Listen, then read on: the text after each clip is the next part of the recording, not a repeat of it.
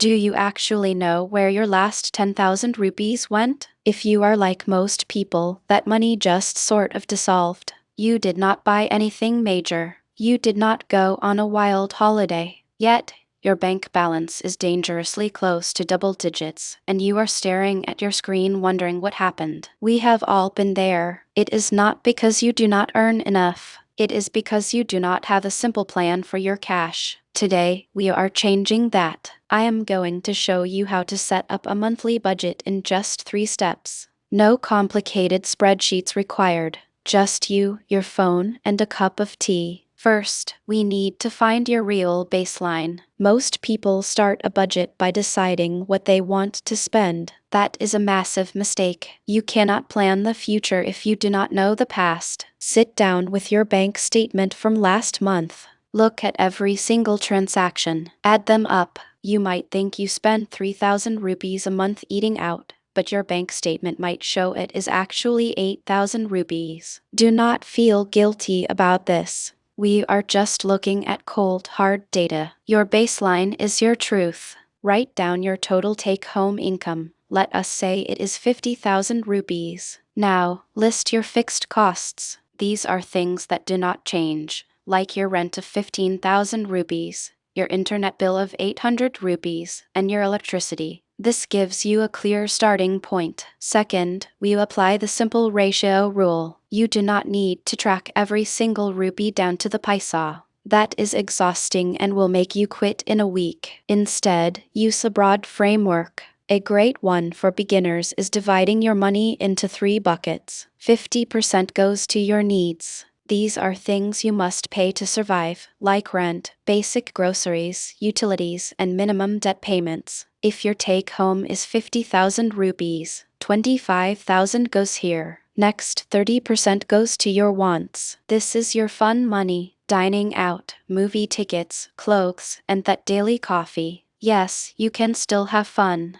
If you completely cut out joy, your budget will fail. That is 15,000 rupees for your wants. Finally, 20% goes to your savings. That is 10,000 rupees. Put this money away the very day your salary hits your account. Do not wait until the end of the month to save what is left.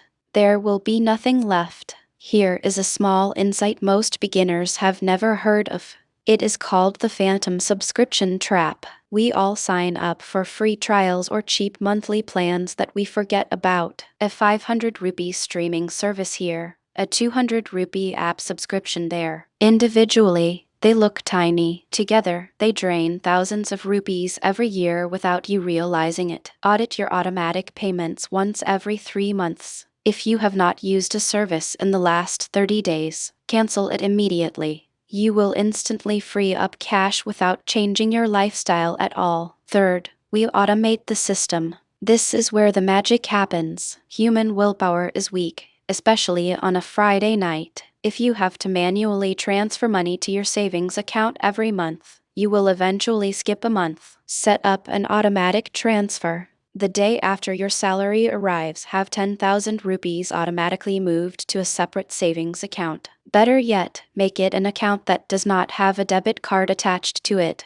Out of sight, out of mind. What is left in your main account is yours to spend guilt-free. You do not have to worry about overspending because your savings are already safe. Let us talk about a quick caveat because life is unpredictable. Some months will go completely off track. You might get a flat tire, or a friend might invite you to a wedding. That is completely normal. A budget is not a prison. It is a flexible tool. If you overspend in your wants category this month, just adjust it next month. Do not throw the whole plan away because of one bad week. Just get back on track the next month. To recap, first, find your real baseline by looking at last month's actual bank statement. Second, split your income into 50% for needs, 30% for wants, and 20% for savings, while watching out for phantom subscriptions. Third, automate your savings so you do not have to rely on willpower. Budgeting is not about restricting your life. It is about making sure your money goes to the things that actually matter to you. Subscribe to Beep's Finance for more simple money wins.